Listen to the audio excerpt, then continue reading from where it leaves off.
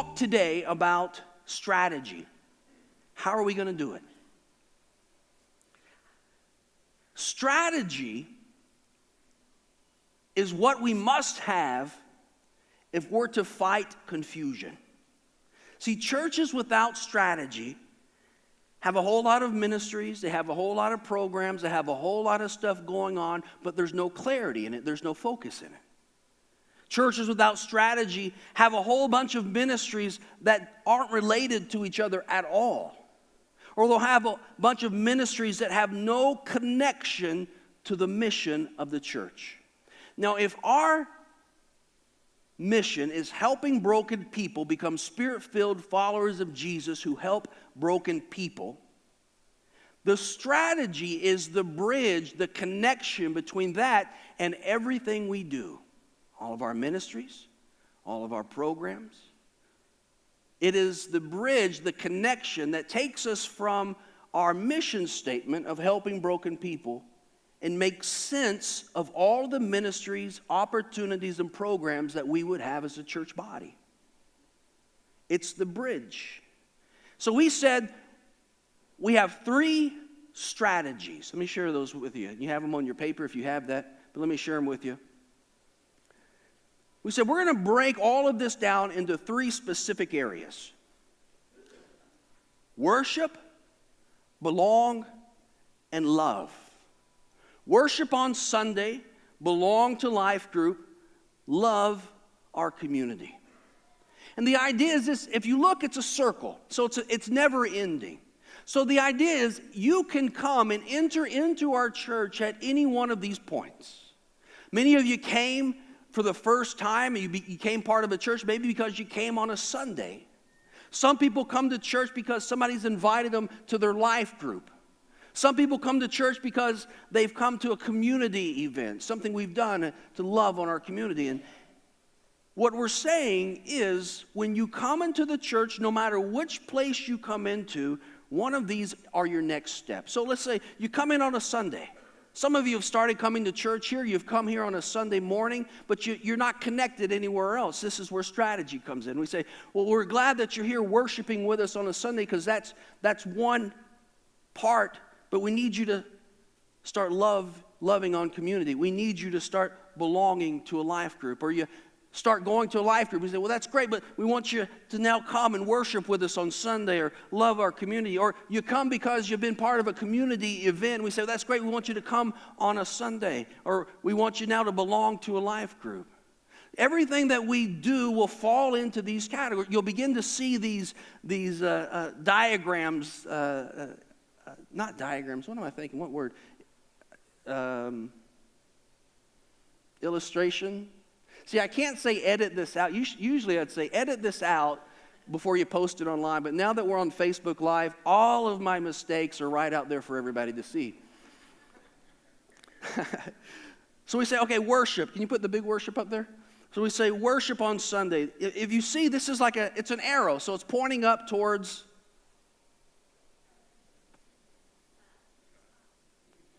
We'll start over. It's worship on Sunday, so it's an arrow, and it's pointing up towards God, heaven. There's no wrong answer. I just want to hear some responses. It's going up to heaven or God. And the next one, show me the next one here, belong. It's like a table. People sitting around a table together, making a connection. They're all together in one place. It's belonging to a life group. And then the last one here is there we go. The last one is love our community, and it's 4 arrows pointing into each part of the community, north, south, east, west, each pointing. And they're just ways for us to remember what we're doing here. They're a way for us to remember there is a connection between our mission statement of helping broken people and the ministries that we have.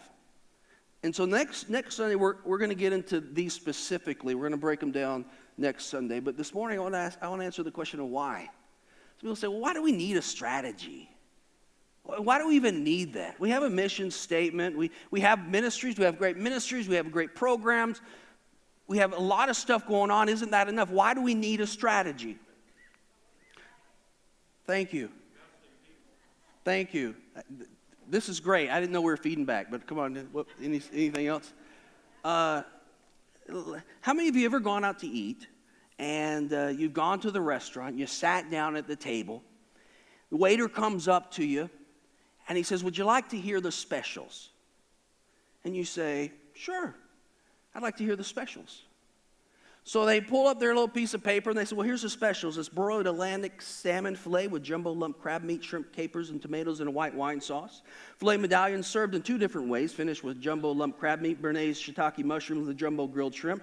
We have American red snapper with crispy almonds, jumbo lump crab, toasted almonds, lemon, brown butter, and a roasted shallot green beans. We have blackened catfish fillet with pasta ribbons tossed with shrimp, crawfish, sausage, mushrooms, tomatoes, and basil and tomato cream sauce.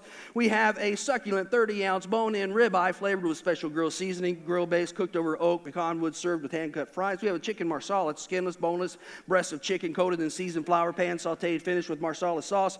Mushrooms, prosciutto, served with spinach, fettuccine, Alfredo. And we have a pork tenderloin. Medallions are wrapped in prosciutto, grilled and topped with mission fig pork reduction, served with mashed sweet potatoes and green beans. We have grilled balsamic marinated chicken breast topped with goat cheese, sun-dried tomatoes, lemon blanc, served with a mixed vegetables.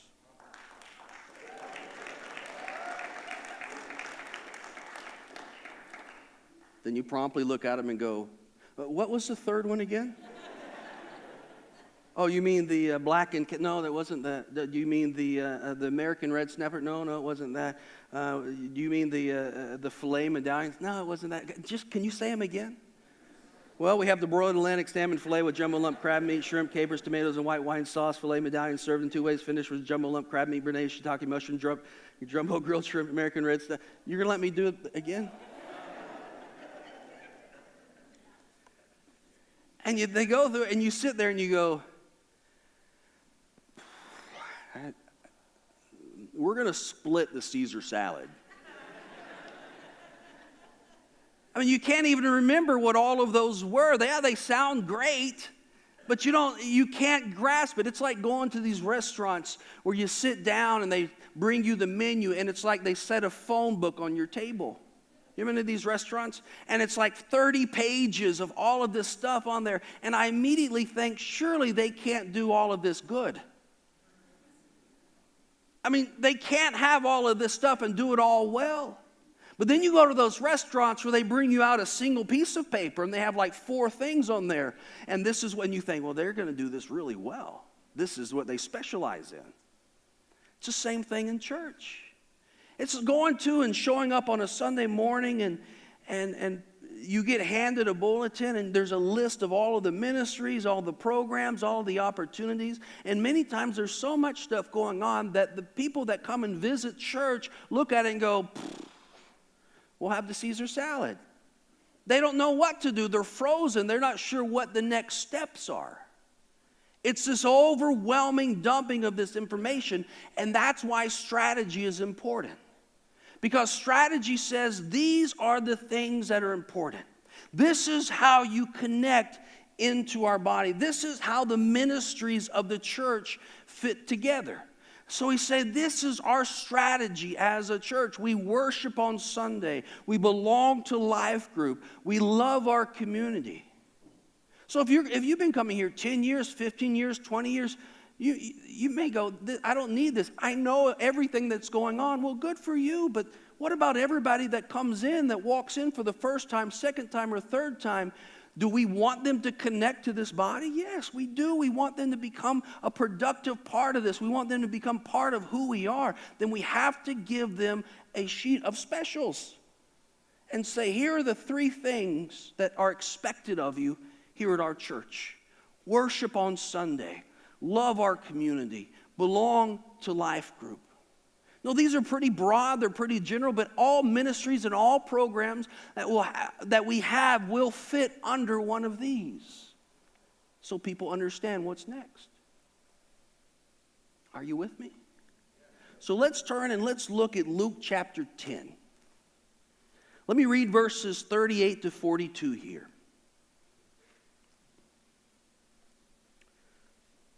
Now, as they went on their way, Jesus entered a village, and a woman named Martha welcomed him into her house.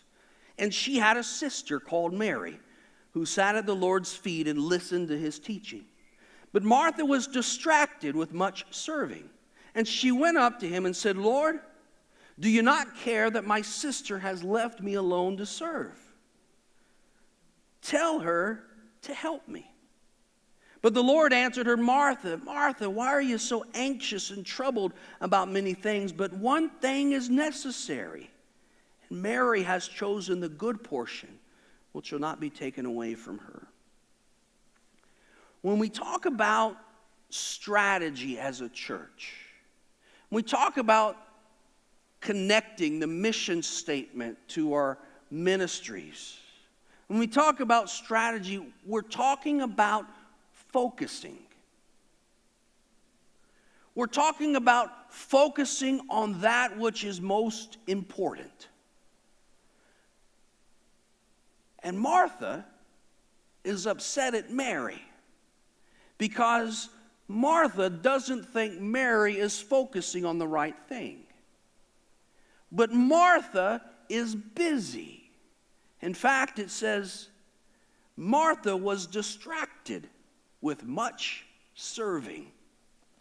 So this morning I'm going to share with you 4 different focuses. When we focus on Jesus, number 1 this morning, it removes distraction. Martha's preoccupation with serving distracted her from that which was most important. All of the serving that she was doing, there was nothing wrong with it. Somebody has to serve. In fact, right before this section, we're told of the parable of the Good Samaritan. One of the greatest stories about service that there is. When someone goes out of his way to serve someone who is supposed to be hated by others. And Jesus tells us a parable about the importance of serving. And now we get to this point, just the next section in this same chapter, and we find out that Martha's serving too much. Martha has become distracted by the amount of serving that she's doing. Do you know it is possible to be so busy you miss out on what's important? That you have so much stuff going on. We as a church and leaders, you'll understand this if you serve in any way. Sometimes we get so busy doing church, we forget why we're here. And that's just part of human nature. If we want to be successful, we say we'll work harder. If you want to be better, we'll do more. But that's not necessarily better. In fact, Martha had so much going on that she completely missed that Jesus was sitting in her house. When Mary was sitting there at his feet, she was distracted by everything that's going around. How many of you have ever gone on really cheap dates?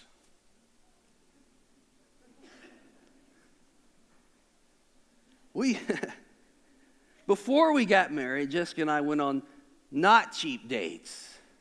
Then we got married and had kids, and then we started going on cheap dates. Well, one time we got in this thing, we did this like 2 or 3 times in a row. We were finally able to escape, so if we paid a babysitter, we didn't have money to go do anything else. But just the fact that we were able to get away from our kids was enough. Can I hear an amen? And so we had found ourselves at Best Buy. Now, for me, that's like a great night. I can wander around there for hours, not so much her. And so we go in there, but we went in there for one reason. In fact, I'd say, you want to go to Best Buy? She'd say, yeah, okay. She never says that. But the reason is we would go into Best Buy. We go down one of the aisles, and there in the middle of the aisle were Bose noise-canceling headphones. The big kind that go over your ears. How many have used those? Oh, it is like heaven on earth. It's amazing. If you've never used them, we would go, it's like your life is so busy, your life is so hectic, kids are screaming, running around, there's always noise going on, you feel like your eyes are just going to explode out of your head. I mean, just so much happening, and we'd go in Best Buy and we'd take turns putting on the Bose noise-canceling headphones, because you put them on, it's like, all noise disappears. And you take them off and it's like, and you put them on, it's like, and it's amazing. Some of you are looking at me like I'm crazy. But go try it. If you've never tried it, it's like you don't realize the amount of noise that's happening around you.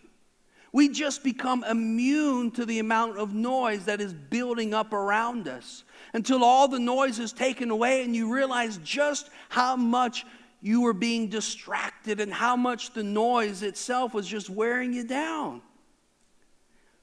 Martha had gotten to the point where so much was going on, she didn't even realize everything that was happening around her.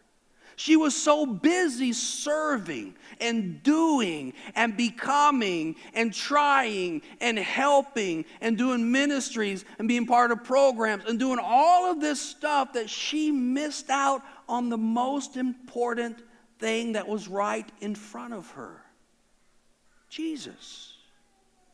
Martha was distracted by so much serving. 1 Corinthians 7:35 says this: I'm saying this for your benefit, not to place restrictions on you. I want you to do whatever will help you serve the Lord best with as few distractions as possible. Can you believe that is how we can have church? We can have church where we are focused on what God is having us do here. We become focused on what God wants from us. We say, this is our focus, this is our strategy that connects our mission to what we're supposed to be doing. So focus removes distraction, and focus relieves disappointment in our life. The second half of verse 40 says this. See if you can catch the recurring theme. This is Martha talking to Jesus. She says, Lord, do you not care that my sister has left me to serve alone? Tell her then to help me. What's the commonality there? Me. Martha's going, me. Lord, what about me? Lord, look at what I'm doing. Lord, I'm busy doing ministry. Lord, I'm busy doing work. Lord, I'm busy serving. Lord, she needs to be doing what I'm doing. Lord, I'm doing stuff. I'm busy. I've got things going on. Lord, have her help me. I need more help. It didn't matter to Martha if she was doing what was right. It didn't matter to Martha that she wasn't doing what Jesus wanted her to do. She was busy doing what she thought she knew to do without ever asking Jesus. She is literally telling Jesus what to do. Philippians chapter 4 says, don't be anxious about anything, but in everything by prayer and supplication with thanksgiving, let your requests be made known to God. Don't be anxious. And ask God. We get so busy. Busy for the sake of busyness. Always doing, always going. And the same happens in a church. I'm going to say this. Do with it what you want. You know, churches, we are so good at starting ministries and programs. But we are so bad at stopping ministries and programs. Because we feel like we should be doing something. If it's effective, that doesn't matter. Let's just do something so we look busy. Because we equate busyness with spirituality. But Jesus is looking at Martha running around in circles, busy, doing. But she wasn't doing what she was supposed to be doing. So focus relieves disappointment. Focus reduces demands. So Martha is telling Jesus what to do. Martha literally looks at Jesus and says, tell her to come and help me. Now, am I the only one who has ever told God what he needs to do? Am I the only one that said, God, let me tell you what needs to happen now? God, let me tell you what would be best in my life. Lord, if you're going to do it, now would be the time. Lord, you know what you need to do to that person? Here's what you need to do. Lord, and we become so good telling God, here's what you need to do. This is exactly what Martha's doing. Martha says, Lord, tell her to help me. In the absence of clarity, we only do what we know. And Martha was just doing what she knew. But focus reduces our demands. Philippians 2 says, do nothing out of selfish or empty conceit, but with humility of mind, regard one another as more important than yourselves. Do not merely look out for your own personal interests, but also for the interests of others. Focus reduces our demands of others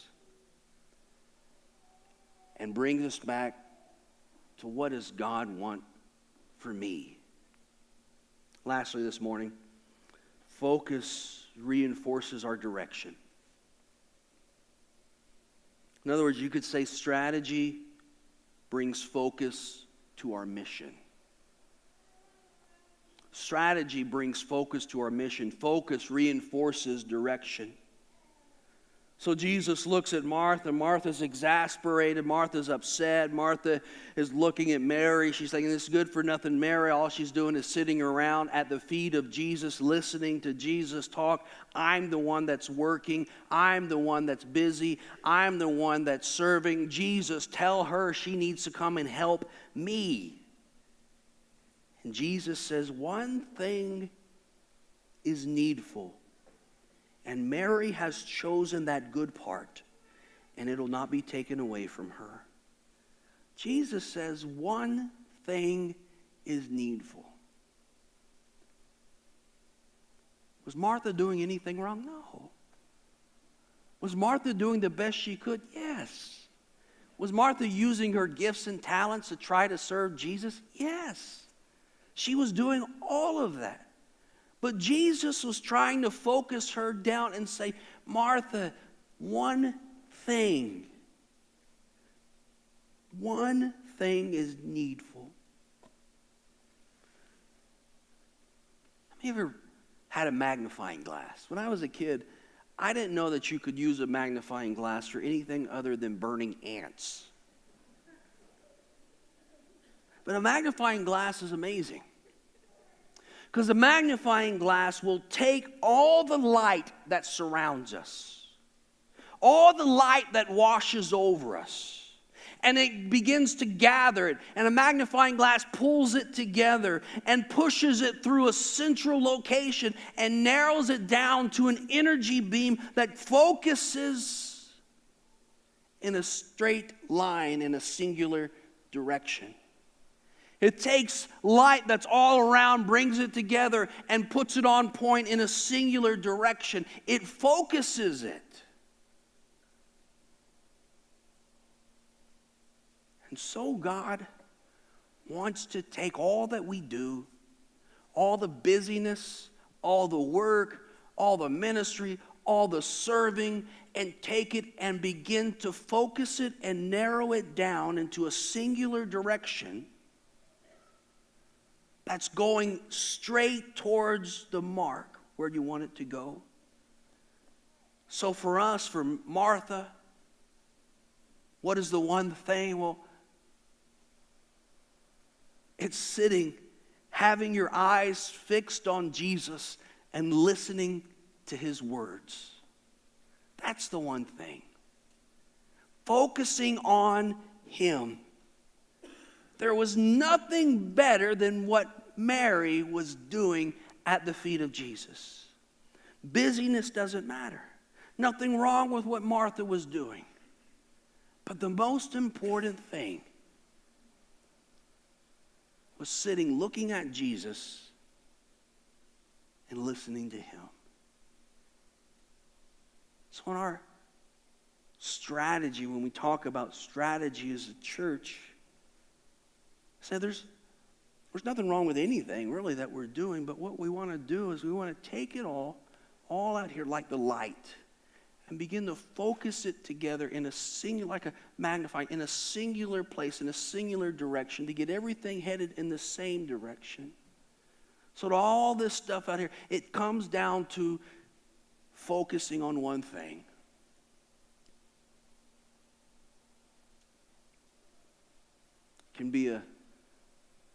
It's easy for a church really to be a Martha church. Just doing stuff. Just staying busy. They measure how well they're doing in the kingdom by how much stuff they're doing. Or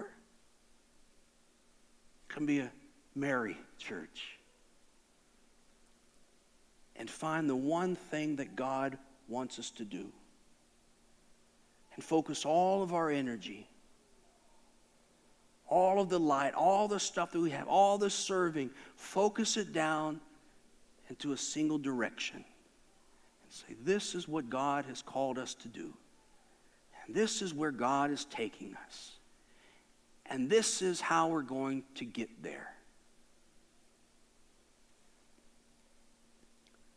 Paul writes to the church in Philippi in chapter 3, he says, no, dear brothers and sisters, I have not achieved it, but I focus on this one thing, forgetting the past and looking forward to what lies ahead. I press on to reach the end of the race and receive the heavenly prize for which God, through Jesus Christ, is calling us. For you and I, Paul says, I haven't achieved it. He says, but I focus on the one thing, forgetting the past and looking forward to what lies ahead. It's easy to be busy.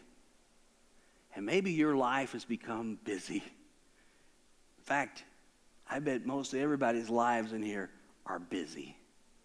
Between family and work and church, trying to succeed, trying to make it, trying to be a better parent, a better father, a better, more successful in your company. There's so much that competes for our time. We become so busy. It's so easy to lose focus and just be busy like Martha.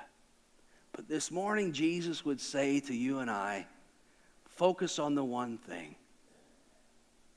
Focus on me, he says. Focus on Jesus. Listen to his words. Take a hold of what Paul says, and he says, I haven't achieved it, I haven't made it, but I focus on this one thing, forgetting what is behind me. I look forward to what is ahead in Jesus Christ. So this morning, you may be busy. You may have so much stuff going on. But this morning, you can get your focus back to where it needs to be, and that's on Jesus Christ. Because that's what he wants out of you. It's great that you're busy. It's great that you have a lot going on. It's even great that you have a lot of ministries and serving. It's great that you're a good father and a good provider. But don't forget the one thing that's important. It's Jesus Christ.